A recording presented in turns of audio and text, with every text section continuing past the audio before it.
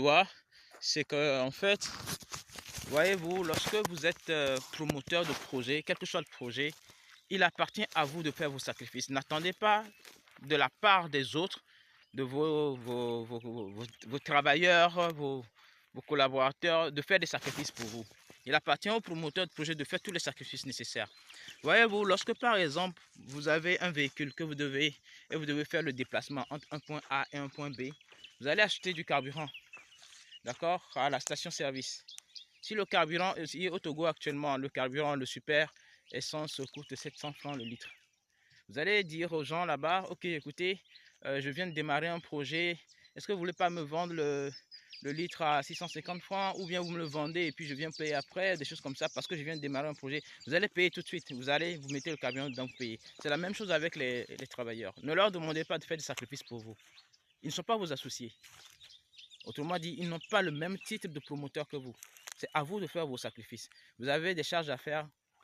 Allez, préparez-vous à couvrir ces charges-là, à courir les risques nécessaires. Parce qu'en fait, lorsque les millions vont tomber après à la récolte, je suis sûr que vous n'allez pas les partager à part égale avec eux. Donc, en fait, c'est une logique qui est peut-être blessante, mais vous êtes bien obligé de l'accepter. Hein, c'est une question de responsabilité. Donc, c'est ça. Le promoteur de projet, c'est à lui de faire ses sacrifices, c'est à lui d'endosser les responsabilités nécessaires. Et c'est d'ailleurs, ça rejoint le premier point que j'ai démarré tout à l'heure.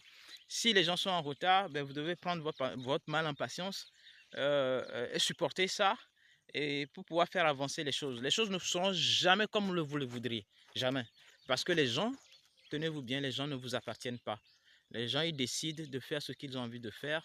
Et donc, c'est à vous, en tant que promoteur de projet, de faire les négociations nécessaires pour obtenir un tant soit peu quelque chose qui est proche de ce que vous rêvez, ce que vous souhaitiez, vous rêvez. Mais la route, elle est longue. Si vous voulez être un promoteur de projet, la route, elle est longue pour arriver à destination, c'est-à-dire pour arriver à la réalisation de ce que vous voulez faire. Donc, à partir de ce moment-là, c'est une question de responsabilité. Armez-vous vraiment de patience, d'engagement pour être sûr de pouvoir aller jusqu'au bout. Voilà, je suis Kelly Ahiaba, je suis diagnosticien stratège et entrepreneur agricole. J'accompagne les promoteurs agricoles, les promoteurs de projets à, à, à faire de meilleures pratiques de leurs projets afin d'avoir de meilleurs rendements et par conséquent de meilleures rentabilités. En restant